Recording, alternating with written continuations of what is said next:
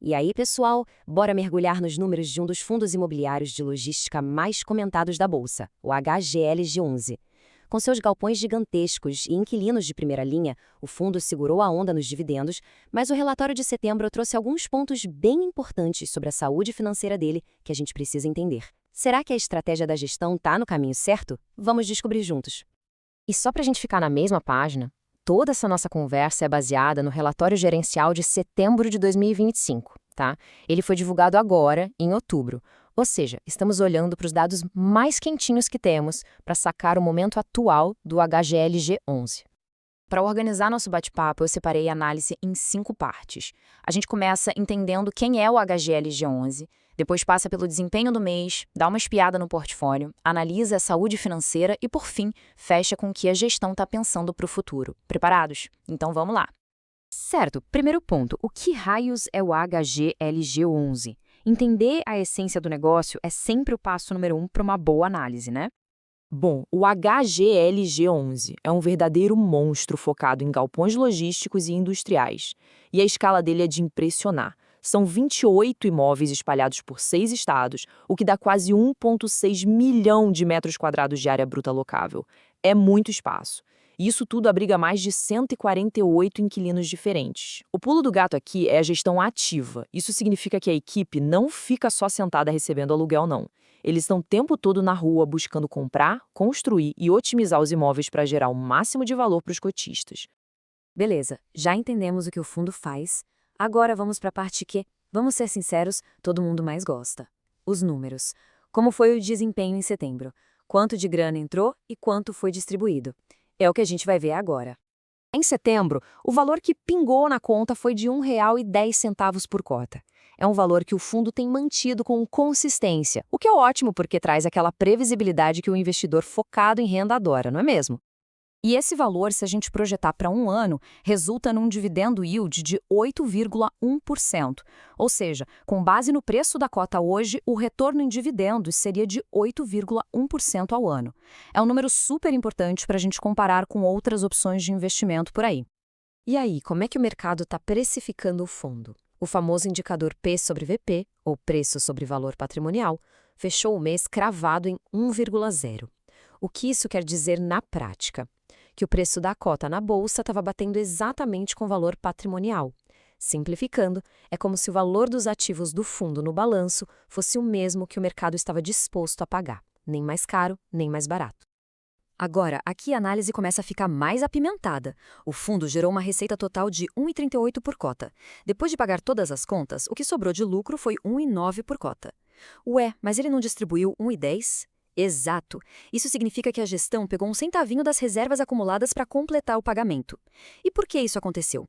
O relatório explica que tiveram 2 eventos fora da curva. Um positivo, que foi um adiantamento de aluguel da Volkswagen, e um negativo, que foram os custos extras para quitar o imóvel em Goiânia. Isso mostra como eventos pontuais podem mexer com o resultado de um mês. Certo, já passamos pelos números financeiros. Agora vamos para o coração do fundo, os imóveis. São eles que no fim do dia geram um valor. Vamos entender como está a ocupação, quem são os inquilinos e onde essa turma toda está. Antes de olhar os dados, uma explicação rapidinha, mas fundamental.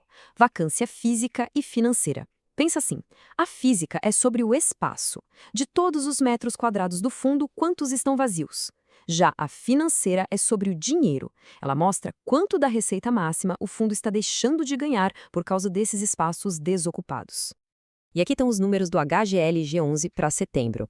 A vacância física ficou em apenas 2,9% e a financeira em 3,2%. Pessoal, esses são indicadores baixíssimos para o setor, o que mostra uma demanda muito forte pelos imóveis do fundo. Ter mais de 97% da área gerando receita é um sinal de saúde operacional muito robusto. Ah, e mais um ponto positivo, inadimplência zerada, fantástico. E de onde vem essa receita toda? Bom, a gente vê uma concentração bem forte no estado de São Paulo, que responde por quase 70% do bolo. Isso é super estratégico, afinal, é o maior mercado consumidor e logístico do país. Por outro lado, claro, cria uma certa dependência da economia paulista.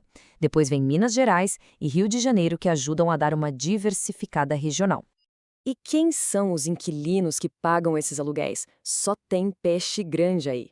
Mercado Livre é o maior, com 13% da receita, seguido pela Volkswagen com 8% e Electrolux com 4%. Mas o ponto crucial aqui, e que eu acho sensacional, é que os outros 75% da receita estão super pulverizados em mais de 140 outras empresas. Isso dá uma segurança enorme e diminui muito aquele risco de depender de um único cliente. Falando em segurança, olha só esse cronograma de vencimento dos contratos. Mais da metade da receita, 52%, vem de contratos que só vão vencer a partir de 2029. Isso dá uma previsibilidade de receita fantástica. Fora isso, a maioria dos contratos é do tipo atípico, sabe? Aqueles com prazos mais longos, de multas de rescisão bem salgadas. E para fechar, os indexadores dos contratos são bem divididos entre IPCA e IGPM, o que ajuda a equilibrar os reajustes em diferentes momentos da economia. Ok, o portfólio é excelente, a gente já viu. Mas e a estrutura financeira que sustenta tudo isso? Não adianta ter imóveis incríveis se o balanço não estiver em ordem, né? Vamos agora mergulhar na análise da alavancagem, das dívidas e da liquidez do HGLG 11. Esse quadro aqui resume bem a saúde financeira. A alavancagem de 12,1% sobre o patrimônio é considerada bem controlada, sem sustos. O ponto que acende um alerta que a gente precisa ficar de olho é o caixa de curto prazo. O fundo tem 136 milhões de reais em dívidas vencendo nos próximos 6 meses, mas em caixa e ativos fáceis de vender, ele tem cerca de 85 milhões, ou seja, tem um buraco aí para cobrir. A gestão vai precisar se mexer, seja vendendo algum ativo ou renegociando essa dívida, para garantir que as contas fechem sem problemas. Uma fatia pequena do patrimônio, coisa de 5%, o HGLG11 aloca em cotas de outros fundos imobiliários. Como a gente pode ver no gráfico, a maior parte está em fundos também de logística, como o INLG11 e o XPIN11. Essa é uma forma de se expor a outros ativos de um jeito mais rápido e também serve como uma reserva de caixa que pode ser acionada em caso de necessidade. Chegamos na reta final da nossa análise. Agora é hora de consolidar tudo que a gente viu, fazer aquele resumão dos pontos mais importantes e, claro, ouvir o que a própria gestão do fundo tem a dizer sobre a estratégia e o futuro. Resumindo a ópera, os pontos positivos são muito claros. A gente tem um portfólio de altíssima qualidade, vacância mínima, contratos longos e dividendos consistentes. Do outro lado, o ponto de atenção principal é a gestão financeira de curto prazo. A alavancagem em si não preocupa, mas o fundo precisa encontrar uma solução para essa necessidade de caixa para cobrir as obrigações dos próximos meses. É um desafio que está na mesa da gestão. E nada melhor do que as palavras do próprio gestor para a gente entender o foco, né? Com a ocupação já no talo, o crescimento da receita vai ter que vir de 2 lugares. Manter os imóveis alugados, claro, e principalmente buscar ganhos reais nos aluguéis, ou seja, conseguir reajustes acima da inflação.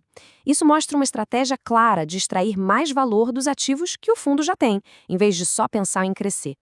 E a gente fecha com a grande pergunta que fica no ar. Com um portfólio tão forte, quase todo ocupado, mas com esse desafio de caixa no curto prazo, como o HGRG11 vai equilibrar os pratos para gerenciar sua dívida e, ao mesmo tempo, buscar ganhos reais nos aluguéis, ainda mais num cenário de juros que continua desafiador?